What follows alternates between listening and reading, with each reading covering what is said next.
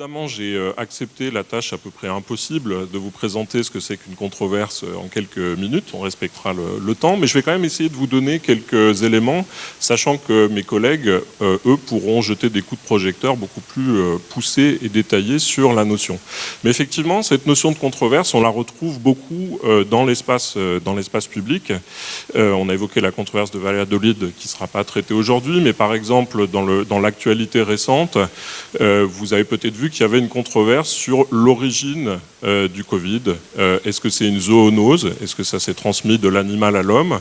Ou est-ce que c'est une fuite dans un laboratoire, peut-être par négligence, d'un laboratoire qui fait du gain de fonction? Et comme vous avez pu le voir à cette occasion, peut-être, il n'y a pas que les spécialistes de la question. Très vite, le débat s'étend à un cercle plus vaste, devient une controverse.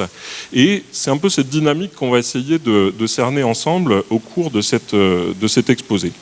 Alors, les controverses, effectivement, sont présentes, très présentes dans l'espace public. Je voulais me donner un petit repère temporel. J'ai l'honneur de faire partie du comité d'éthique du CNRS. Et en 2011, donc c'est pour ça que je mets que c'est une histoire ancienne, ils avaient été conduits à émettre un avis sur les controverses autour du réchauffement climatique, et controverses qui étaient parfois des controverses intéressées, notamment animées par les producteurs d'énergie fossile. Et ce qui m'intéresse, alors évidemment je rassure Bruno, on ne va pas lire en détail cet avis du COMEX, même si je vous en recommande la lecture. Ce qui m'intéresse, c'est que même dans un avis formel émis par ce type d'instance, eh bien mes collègues avaient éprouvé le besoin, et je pourrais partager, disons, cette définition, moi je vais en fournir une autre, plus courte, mais les collègues avaient éprouvé le besoin de donner une définition de ce que c'est qu'une controverse scientifique. C'est-à-dire revenir à la notion, essayer de la préciser. L'idée qu'il y avait là derrière était de voir si les dénégations du réchauffement climatique relevaient de l'étude traditionnelle des controverses. Retenons ici qu'on a une divergence interprétation divergente d'observations ou de données inaccessibles aux expériences cruciales. On ne peut pas trancher immédiatement. Mais nous, on va approcher la notion différemment. Mais en tout cas, on a dans l'espace public, dans le traitement journalistique, la science qui est souvent abordée par le biais des controverses. Est-ce que c'est bien, est-ce que c'est mal? On va le voir ensemble. Sachant qu'il y a quand même des usages tout à fait intéressés de la notion de controverse. Ici, je vous ai pris un très beau visuel emprunté à nos amis américains. Il y a eu un mouvement donc créationniste animé par l'intelligent design, le dessin intelligent, c'est-à-dire ceux qui pensent que la complexité biologique ne peut s'expliquer que par l'intervention d'une intelligence surnaturelle et qui, aux États-Unis, sont contre l'enseignement de la biologie évolutionniste et interviennent de manière très virulente dans les salles de cours, en imprimant des manuels. Et donc, les amis facétieux, disons, défenseurs de la science là-bas, avaient fait une série de t-shirts et ici, ils suggéraient d'enseigner la controverse. La controverse ici étant l'agriculture au moyen du tricératops. Voilà, pour montrer en gros ce qui se passait quand on en venait à nier des aspects évidents de la science, de l'archéologie, de la paléontologie. Et ce qui m'intéresse, c'est que ces créationnistes, ici vous avez Rick Santorum qui a continué à être un homme politique influent aux États-Unis, qui essayait de capter ce que peut avoir de vertueux l'enseignement des controverses dans le cadre de la classe de sciences, pour en faire une sorte de débat public, voire de guerre des cultures aux États-Unis entre les créationnistes et, disons, les enseignants de la biologie. Ici, il nous disait, là où l'évolution est enseignée, le programme devrait aider les étudiants ou les élèves à comprendre pourquoi le sujet engendre une telle controverse permanente. Alors, on peut déjà noter qu'il y a un petit glissement ici entre la controverse entre les scientifiques et un sujet qui éveille la controverse dans le public.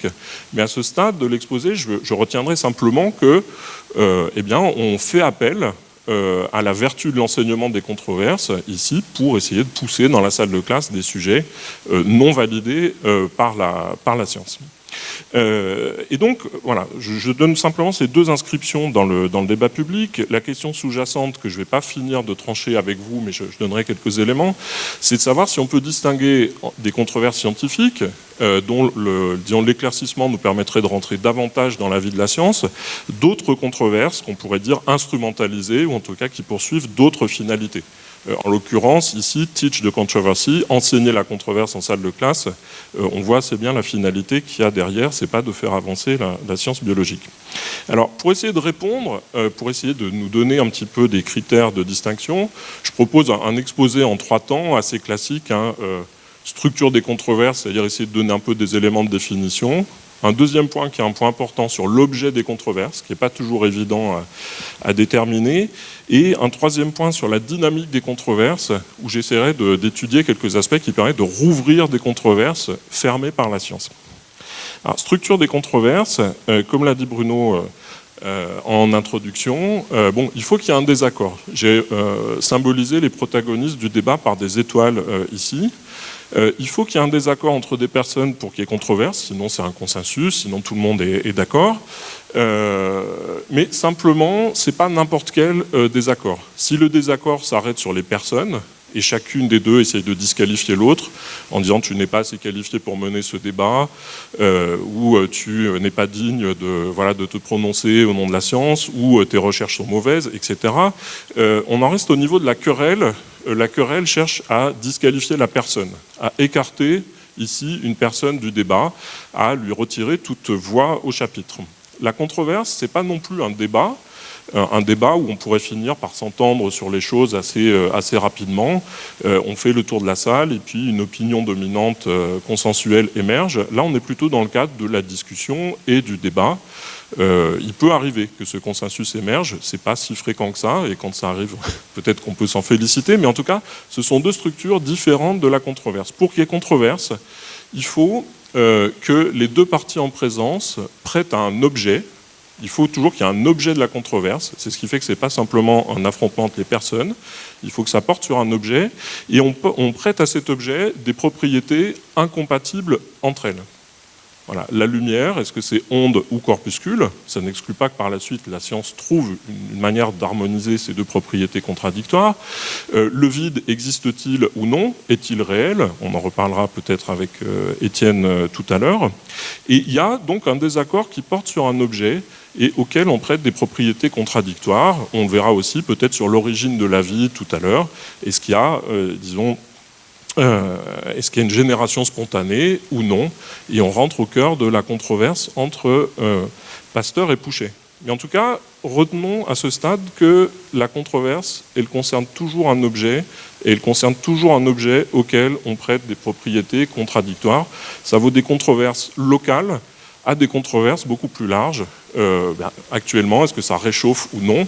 Je pense qu'on est sorti un petit peu de cette controverse, mais en tout cas, ceux qui essayaient de l'instruire prêtaient au système climatique global une propriété qui était contradictoire avec celle que la science, et en particulier la science représentée dans le premier groupe des experts du GIEC, qui était contraire à ce consensus scientifique. Mais même quand il y a des accords sur un objet, ça ne suffit pas pour en faire une controverse. Pourquoi? Eh bien, si le désaccord reste inscrit au sein d'une famille, d'un laboratoire ou d'une école, on pourra dire qu'il y a une vive discussion dans ce laboratoire, mais ce n'est pas une controverse. Il faut qu'il y ait un troisième élément, au-delà du fait qu'on implique un objet auquel on prête des propriétés contradictoires. Il faut que le désaccord se déconfine. Je reprends ici un terme qui est employé par certains sociologues, et donc qui s'étende à une sphère plus large. Autrement dit, le conflit ne parvient pas à être tranché au niveau des protagonistes, mais on en appelle à l'opinion publique, aux académies, aux journaux parfois, et ça on a de nombreux exemples dans l'histoire des sciences.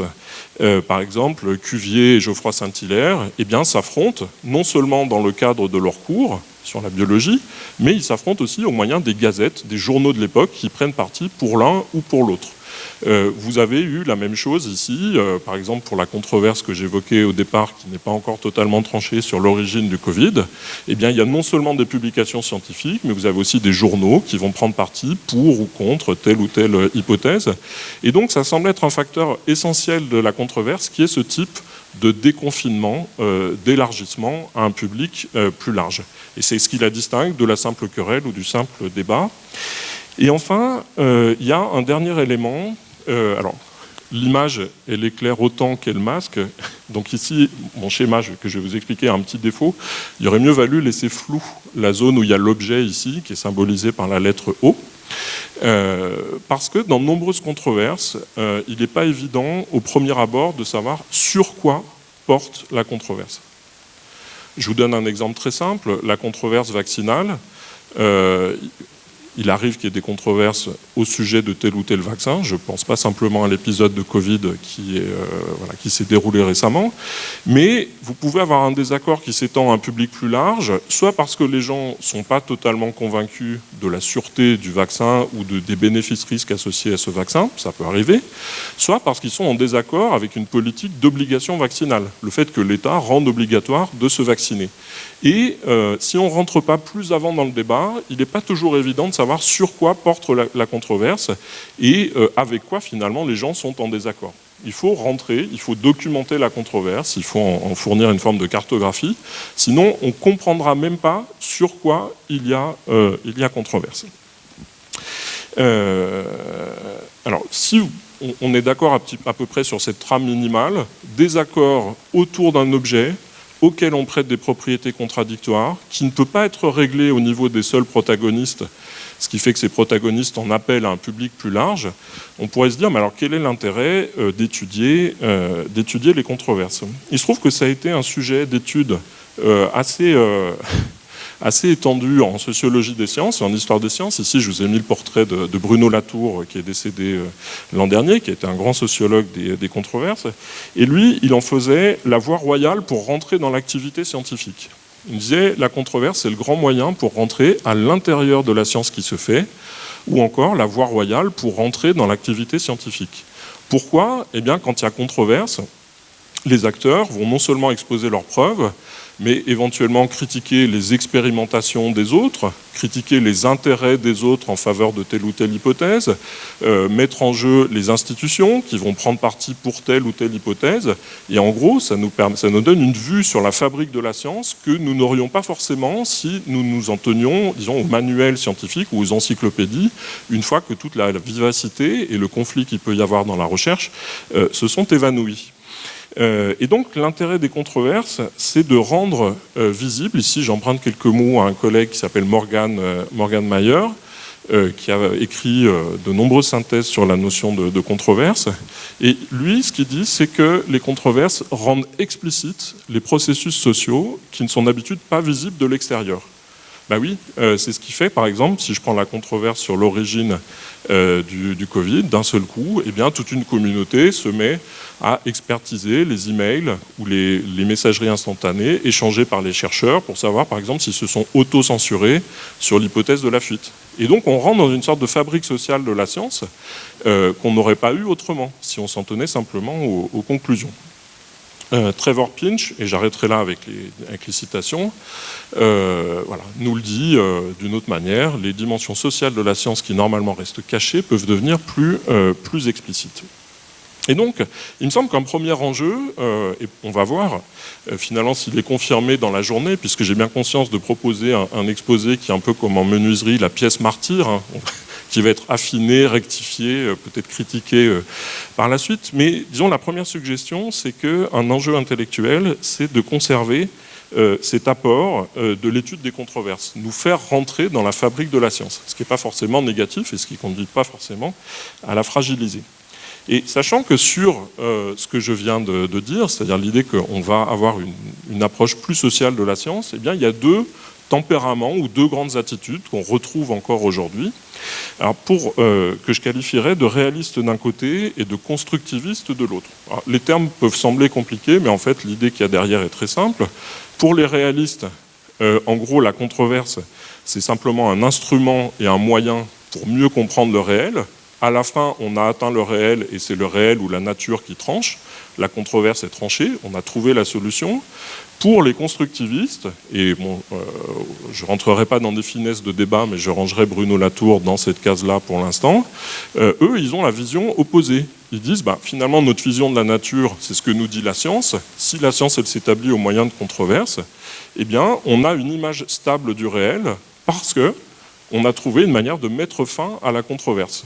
En gros, les scientifiques sont arrivés à se mettre d'accord entre eux, et c'est ce qui, provisoirement, tiendra lieu d'image de la nature ou d'explication de la nature. Alors, vous voyez bien, évidemment, derrière chacune des positions, les critiques qu'on peut émettre, mais je voudrais juste convoquer, dans ce bref exposé, un des premiers historiens des sciences, que vous connaissez peut-être pas, moi je ne le connaissais pas, disons, avant de faire mes recherches d'histoire des sciences, mais qui est William Whewell.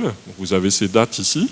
Et alors lui, il est plutôt du côté réaliste. Il pense que les controverses sont importantes, mais qu'une fois qu'elles ont abouti à un résultat, eh bien, on peut s'en passer, et elles ont rempli leur fonction. Il nous disait, c'est la controverse qui est établie chez les hommes de tempérament spéculatif, c'est-à-dire ceux qui réfléchissent sur la nature, la doctrine définitive qu'ils ont eux-mêmes tranquillement acceptée.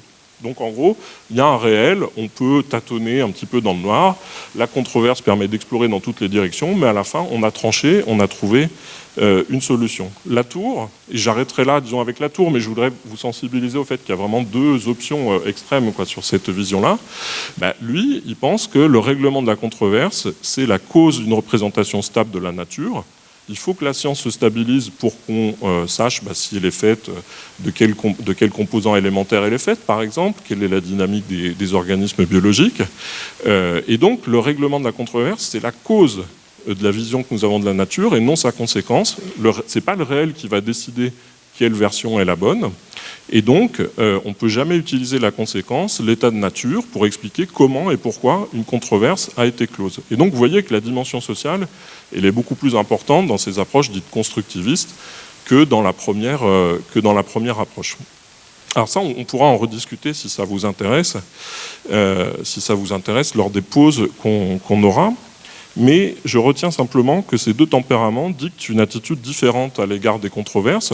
Donc, dans un cas, c'est des auxiliaires, dans l'autre cas, c'est le cœur du réacteur de la science, pour Latour. Il y a deux visions différentes. Et sachant que ce sont sans doute deux positions extrêmes, et que, alors c'était le cas il y a 10-15 ans, on faisait maintenant des cartographies de controverses comme outil de formation de nos politiques. Ici, je reprends l'image d'un cours très célèbre qui s'est déroulé au Media Lab, qui s'est déroulé à Sciences Po et dans de nombreuses institutions, où en gros on dit aux politiques, aux futurs politiques, pour agir, vous agirez en dimension de controverse, et donc il faut que vous compreniez ce que c'est qu'une controverse. Ici, ils n'ont pas à trancher entre Latour et Whewell, mais en gros, si vous devez intervenir sur la science, proposer des politiques scientifiques et technologiques, il faut que vous sachiez ce que c'est qu'une controverse. Alors ça, c'était mon premier point. Le deuxième, c'est la question sur l'objet de la controverse. Mon premier point, il consistait à dire, avec l'idée de déconfinement, que le lieu apparent de la controverse, ou l'échange un petit peu vif qu'il peut y avoir entre deux personnes, n'est jamais la totalité de l'espace de la controverse. Elle se dépasse toujours vers d'autres espaces publics, institutionnels, politiques éventuellement. Et mon deuxième point va consister à dire que l'objet apparent de la controverse est rarement l'objet réel de la controverse. C'est-à-dire, si vous vous arrêtez uniquement au sujet d'affrontement des personnes, vous arriverez rarement à comprendre ce au sujet de quoi ils sont en désaccord et ce qui est important pour eux.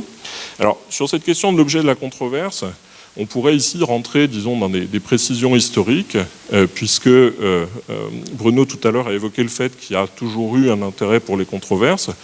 Historiquement, elles ont pris des formes différentes. Il pouvait y avoir les affrontements dans la République des Lettres, par exemple, ou à la Royal Society en Angleterre au moment de la Révolution scientifique. Donc c'était quand même quand ça se déconfinait, ça restait dans un cercle assez étroit. Peut-être que dans les années 80, un moment où il y a eu énormément de sociologie des controverses, c'était la controverse autour des objets sociotechniques, les réacteurs nucléaires, les barrages, ce genre de choses, mais ça restait quand même inscrit localement.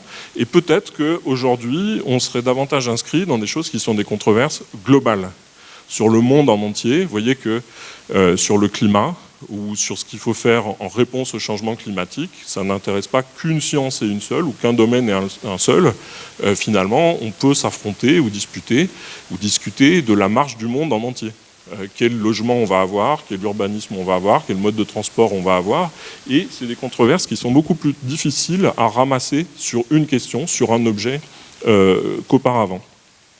Mais juste pour vous sensibiliser à l'idée qu'il y a un bouger, quand on regarde les controverses autour du climat, et qui ont eu lieu en France. Bon, je ne vais pas citer ici, puis je crois qu'il y a une captation, le nom d'ancien ministre de la Recherche. Enfin bon, tout ça a été bien documenté, mais c'est intéressant pour réfléchir à cette question de l'objet de la controverse. Parce que finalement, quand il y a controverse autour du climat, est-ce que c'est les sciences du climat elles-mêmes qui font l'objet de controverses ? Bon, après tout, il n'y a pas de raison de douter de l'intégrité des gens qui élaborent, qui testent des modèles. On a eu des exemples hier. Non, ce qui donne une vivacité à une grande partie des controverses autour du climat, ce sont les politiques climatiques. Et donc, les gens qui s'écharpaient dans les années 90 et début des années 2000 sur l'accélération ou le ralentissement du changement climatique, c'était pas uniquement, ou c'était même parfois pas du tout, un désaccord scientifique. C'est juste parce qu'ils n'étaient pas d'accord sur le type de politique énergétique, par exemple, ou de scénario énergétique qu'il fallait mettre en place. Et quelqu'un qui aurait manqué, qui débarquerait d'une autre planète et qui aurait manqué cet aspect-là du débat, ne comprendrait pas la controverse. Pourquoi ? Parce qu'il s'arrêterait à l'objet apparent et finalement, il aurait manqué l'objet réel. Alors, je voudrais convoquer toujours notre ami Yuval, que vous avez découvert il y a 10 minutes. Peut-être que vous n'en entendrez plus parler, mais au moins, il fait une deuxième apparition ici. Il nous dit, donc, dans un ouvrage qui a été traduit en français, il est très important pour nous d'observer que les controverses n'ont jamais porté sur des définitions isolées et arbitraires, comme on paraît souvent enclin à l'imaginer, c'est-à-dire par exemple sur une définition de la force, de l'énergie cinétique ou de l'espèce.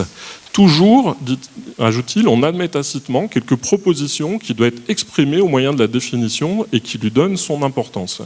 C'est-à-dire, lui, il a l'idée que quand on s'affronte sur des définitions ou sur des choix élémentaires, on s'affronte sur des questions scientifiques beaucoup plus profondes. Je vais vous donner un exemple.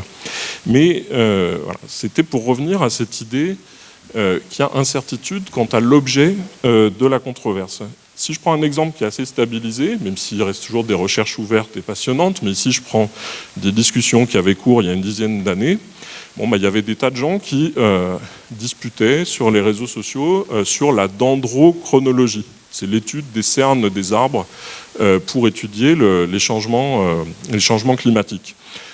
Avec cette question qui était ouverte, qui était un déphasage entre le climat tel qu'il va et l'épaisseur et la densité des cernes des arbres, qui permettait de faire un lien entre les grands cycles du carbone. En gros, on trouve des arbres fossiles ou des arbres très anciens et on parvient à recalculer non seulement les températures, mais aussi d'autres changements importants des siècles précédents. Et il y avait une question scientifique il y a quelques années, qui est que cette correspondance semblait moins bonne ou plus difficile à établir. Bon, il est bien évident que des gens qui, sur des réseaux sociaux ou sur des journaux, vont s'affronter là-dessus.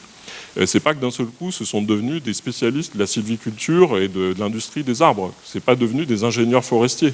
Évidemment que l'objet de l'affrontement, c'est de dire aux experts et aux chercheurs en sciences du climat, finalement, vos modèles, ils sont peut-être pas si bons que ça. Donc je dirais qu'il y a un objet apparent qui est l'étude des cernes des arbres, mais en fait, l'objet réel, l'objet important, c'est la réalité du changement climatique. Si on ne voit pas ce lien entre l'objet apparent et l'objet réel, on n'a pas compris ces discussions. Autre chose que vous connaissez, je vais dire des choses moins fines que ce qui a été dit hier, notamment par Joël Collado sur les grands courants marins actuels et les vraies questions importantes qui les concernent.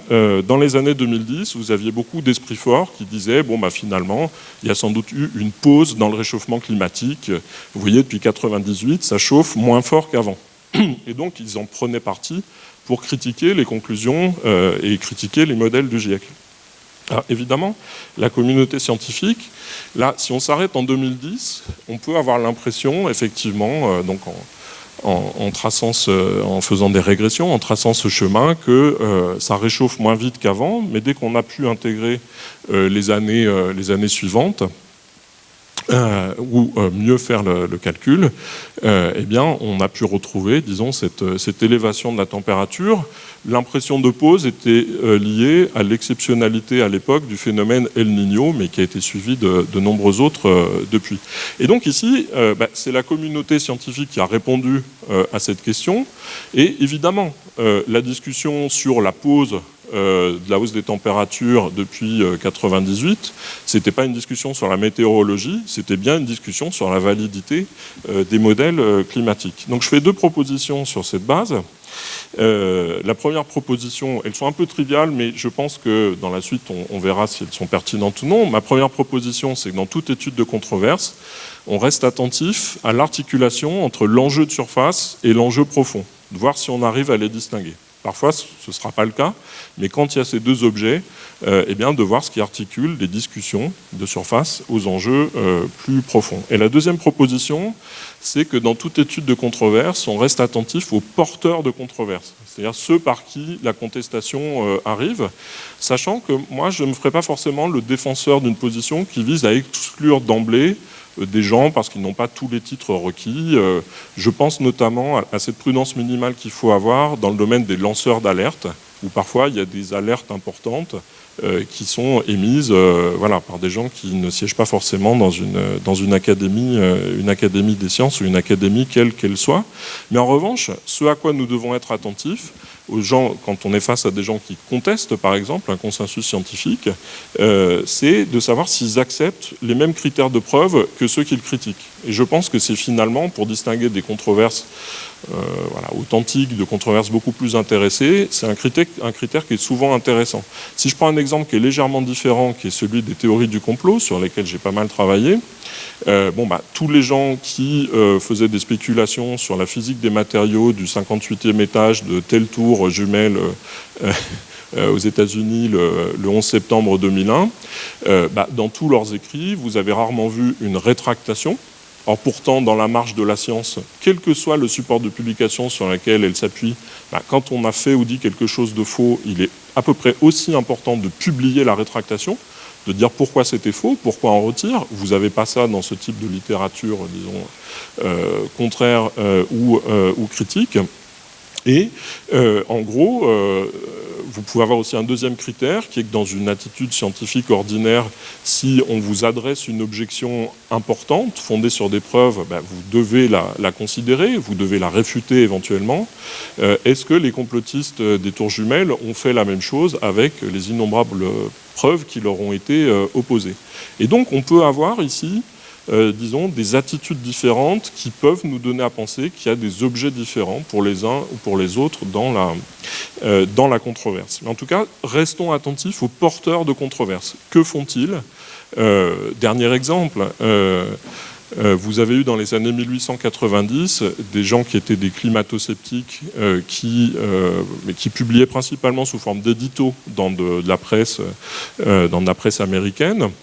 Et donc qui niaient le réchauffement climatique et la nécessité d'avoir des politiques climatiques, et bien quand vous faisiez leur vie, leur œuvre, vous voyez que ces mêmes personnes étaient critiques des effets du tabagisme passif, étaient critiques des effets de la dioxine, étaient critiques des pluies acides, du trou d'ozone. Si on s'intéresse aux porteurs de controverses, je trouve que ça fait quand même beaucoup de spécialités pour une seule personne. Et ça peut être un critère, pas définitif, mais un critère qui permet au moins de demander à avoir plus de détails quand on a ce type de voix critique. Et tout ça, vous l'avez compris, ça mène vers le dernier temps. Et j'ai bien noté qu'on avait 10 minutes de décalage, qui me fait finir en principe avant 55. Un point sur la dynamique des controverses. Savoir comment elles évoluent. Parce qu'évidemment, un point ne reste pas controversé pendant des siècles et des siècles.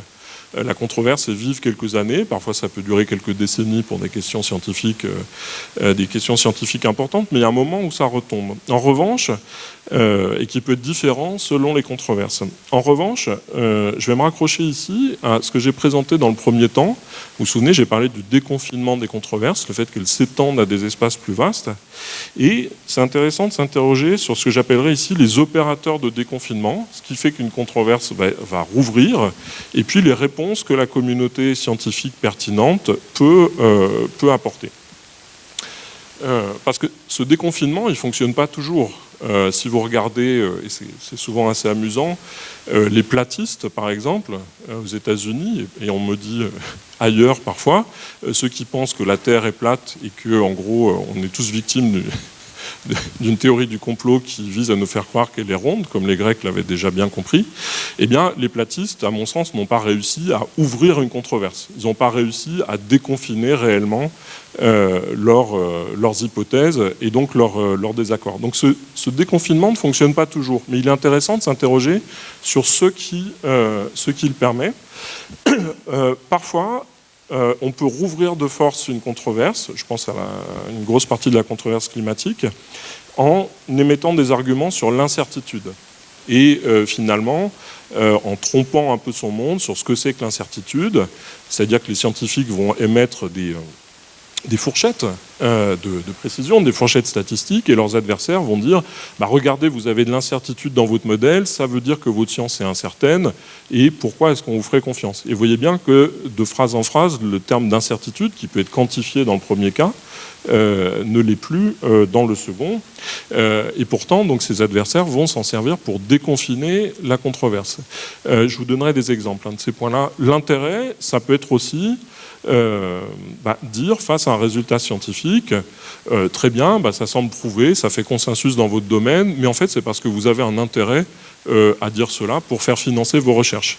Aux États-Unis, les chercheurs en sciences du climat ont été victimes de ce type d'attaque en disant vous êtes volontairement alarmiste sur le réchauffement climatique et comme ça, eh bien, vous arriverez à vous faire financer grassement vos recherches. Bon, quand on connaît des chercheurs en sciences du climat, j'en ai rarement vu qui avaient des piscines en marbre et qui vivaient très au-dessus de leurs moyens. Mais bon, admettons. L'intérêt, c'est un outil de déconfinement, vous voyez bien, parce que dans ce cas-là, on va dire votre affrontement entre scientifiques, en fait, il est motivé par des intérêts plus larges, ou ça peut être des intérêts idéologiques aussi. Donc c'est un opérateur de déconfinement assez puissant. Il y a le fonctionnement de l'institution, et ça fonctionne pas toujours, mais par exemple, les créationnistes américains, ils vont dire, nous, on a plein d'objections au darwinisme. Bon.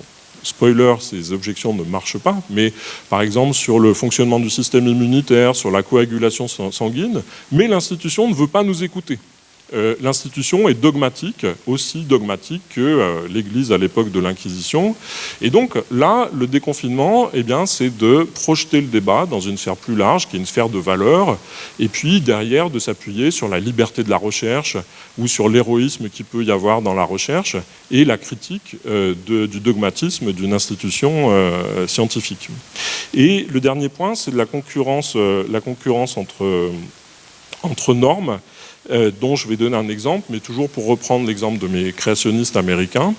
Ils se sont pris un certain nombre de déroutes judiciaires importantes depuis les années 80, où invariablement les juges ont dit « ce que vous cherchez à nous proposer en salle de cours, c'est pas de la science, c'est de la religion. Or, même aux États-Unis, il y a une séparation entre l'Église et l'État, donc vous ne pouvez pas enseigner votre sujet en salle de cours, c'est autre chose que de la science. » Et donc, ça a créé une jurisprudence extrêmement solide aux États-Unis pendant plusieurs décennies. Alors, ils ont essayé de contourner cette chose-là en appelant à d'autres normes, en disant il y a quelque chose qui a déjà enseigné la controverse, c'était déjà un contournement par des normes, mais ils en ont appelé à la liberté pédagogique. Et c'est sûr que si on prend comme ça, la liberté pédagogique, qui a envie d'être contre comme ça de manière frontale? Et ça leur permettait de dire, au nom de ma liberté pédagogique, j'ai le droit d'apporter en cours les manuels que je souhaite. Et donc, on cherche à déconfiner dans ce cas-là la controverse vers les salles de classe en appelant à une norme qui est ici la liberté pédagogique. Et donc, c'est tout ça qu'il faut surveiller quand on regarde des déconfinements de controverses. Si je prends toujours des exemples stabilisés, parce que si je me place au cœur de controverses qui font rage en ce moment, évidemment, c'est plus difficile, on est encore au milieu du brouillard, mais les chercheurs en sciences du climat, ici, donc c'était une publication sous l'égide de Reuters, milieu des années 2010, ont un peu codifié leur manière de parler de l'incertitude. Ils ont très peu d'incertitude sur le forçage climatique global.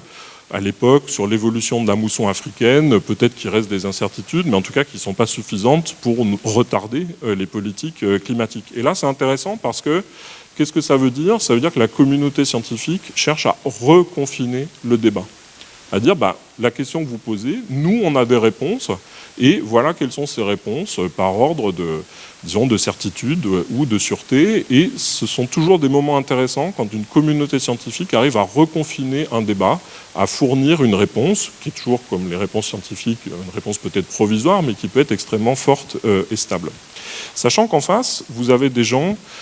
Alors, ça tombe bien, l'écran est grand, on ne va pas tout lire, mais vous avez des gens qui ne vont cesser d'essayer de déconfiner en appelant à des normes. Ici, c'est Fred Singer, un des climato-sceptiques puissants des années 90, qui était par ailleurs un très grand scientifique. Il y avait plusieurs, ça a été documenté par Naomi Oreskes dans Les Marchands de doute. Vous aviez des anciens physiciens, des lanceurs, disons, c'était le haut du panier de la guerre froide. Et dans les années 90, ils se reconvertissent dans le climato-scepticisme. Et lui, au lieu de nous dire frontalement que la science climatique est fausse, il nous dit la science, elle est manipulée pour servir un agenda politique. Et il forge quasiment à lui seul l'idée que toute cette science réglementaire, c'est de la junk science, de la science de pacotille ou de la malscience, par analogie avec la malbouffe. Et lui et ses collègues vont défendre ce qu'ils appellent la sound science, la bonne science, la science robuste et véritable. Et moi, c'est quelque chose qui m'a toujours intéressé en tant que chercheur. Alors, on en parlera peut-être quand on se verra dehors. Il se passe toujours quelque chose d'intéressant quand d'un seul coup, les gens se mettent à s'écharper sur des définitions scientifiques ou des définitions de ce que c'est que la bonne science. Il y a toujours quelque chose d'important. Je vous propose cette hypothèse qui se passe à ce moment-là. Et là, typiquement, à ce moment-là des années 90, vous aviez une coalition d'acteurs qui essayaient de changer la définition de la bonne science. Ça s'est fait de manière beaucoup plus concrète. Les cigarettiers, par exemple, ont essayé d'agir sur les normes épidémiologiques pour évacuer certains facteurs de risque. Et les facteurs de risque, c'était ceux, par exemple, du tabagisme passif. Ça n'a pas fonctionné au niveau européen, mais il y a toujours cette concurrence sur les normes. Et c'est dans ce cadre-là qu'on rencontre des controverses qui sont fabriquées, c'est-à-dire qui relèvent explicitement d'autres intérêts. Ça a été bien documenté par Naomi Oreskes et Eric Conway dans Les Marchands de doute. Et j'en profite, même si j'ai pas mis de vidéo. Ici, j'ai coécrit et on a réalisé un documentaire qui est passé sur Arte il y a 2 ans et qu'on trouve facilement sur Internet, qui s'appelle La fabrique de l'ignorance, où on a essayé de documenter les cas, qui sont peut-être des cas exceptionnels, mais les cas dans lesquels des controverses sont fabriquées. Ici, je vous ai mis un exemple qui est celui d'un communicant américain qui travaillait pour les équipes républicaines au moment des élections du début des années 2000, qu'on a revu récemment plusieurs fois à la télé américaine, qui s'appelle Frank Luntz. Je lis juste le passage central, et vous comprenez l'intérêt balistiques, j'emploie le terme à la suite de Francis Chateau-Renaud, que peuvent revêtir les controverses, c'est-à-dire qu'elles servent à obtenir des effets, à déplacer des choses dans un champ de force. Frank Luntz nous disait « Les électeurs pensent qu'il n'y a pas de consensus dans la communauté scientifique sur le réchauffement climatique. Si le public en venait à croire que les questions scientifiques sont réglées, sa vision du réchauffement se modifierait en conséquence. Sous-entendu, il pourrait accepter des politiques climatiques. Par conséquent, vous devez continuer à faire de l'absence de certitude scientifique une question fondamentale dans le débat et renvoyer aux scientifiques et autres experts de ce champ. Les scientifiques et experts du champ, c'est ceux qu'on a vus tout à l'heure, sont plutôt leurs experts à eux, qui sont climato-sceptiques. Je vous ai mis ce document parce que je le trouve intéressant. On est souvent réduit à des spéculations en se disant mais il y a forcément un intérêt derrière, ou il y a forcément, disons, une coordination dans ces éléments de langage. Ici, les éléments de langage, vous les avez derrière moi, ils ont été distribués à des dizaines de candidats aux élections américaines au début des années 2000. Et donc, on est dans cette situation difficile. Et dernier point peut-être dans cette section sur les effets des controverses, j'oublie pas l'heure. Qu'est-ce qu'on fait quand on est face à des choses qui nous semblent être des controverses un petit peu gonflées ? Ici, la philosophie peut être intéressante, et en particulier la partie de la philosophie qui s'est intéressée au scepticisme. Vous savez, c'est cette doctrine de l'Antiquité qui a eu plusieurs périodes. Il y a eu Cicéron, il y a eu avant lui Pyrrhon. Cicéron a codifié le scepticisme académique, mais on n'a pas besoin de rentrer dans ce détail-là.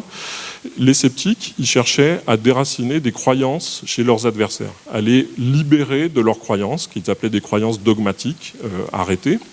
Et ce qu'ils voient très bien à cette époque, c'est que toute tentative de sauver une croyance en la répétant, oui c'est bon, je finirai dans moins de 5 minutes, en la répétant, crée du scepticisme. Si je dis la science a tranché à des gens qui pensent qu'elle n'a pas tranché, ça ne va pas suffire à résoudre la question. Ils peuvent aussi créer du doute en augmentant le coût de l'erreur. Vous voyez, si on est dehors et qu'on discute de quelque chose de simple, si je vous dis vous êtes sûr, peut-être que vous me direz oui. Si je vous dis est-ce que vous êtes prêt à parier votre retraite ou votre maison là-dessus, j'augmente le coût de l'erreur et vous verrez que d'un seul coup, la certitude, elle peut changer de nature. Et donc, rassurer quelqu'un en disant « aie confiance », j'ai trouvé un seul exemple, c'est dans le livre de la jungle, et ça ne marche pas. On a même vu dans le domaine pédiatrique que des parents qui étaient vaccino-hésitants ou vaccino-sceptiques, quand on les expose aux résultats les plus stables de la science ou à des images d'enfants qui ont des effets indésirables des maladies contre lesquelles on les vaccine, eh bien, non seulement ça ne change pas leur avis, mais parfois ça les renforce dans leur scepticisme. Dernier point, sur les effets de la controverse. Donc, il n'y a pas de réponse simple. On ne peut pas répondre uniquement en réitérant un consensus, il faut rentrer dans la discussion. Je pense que c'est un élément important. Dernier point, c'est sur les effets de la controverse. On a des collègues, Stéphane Lewandowski, Naomi Oreskes, qui ont étudié ce que ça faisait dans un pays ouvertement climato-sceptique.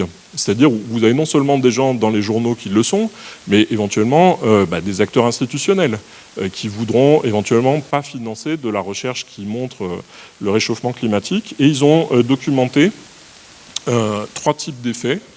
Le premier, ça va être ici j'ai mis simplement l'acronyme, ça va être une exagération de l'incertitude. Ça veut dire que ces chercheurs, sous la pression, vont davantage faire mention des incertitudes qu'ils ne l'auraient fait spontanément.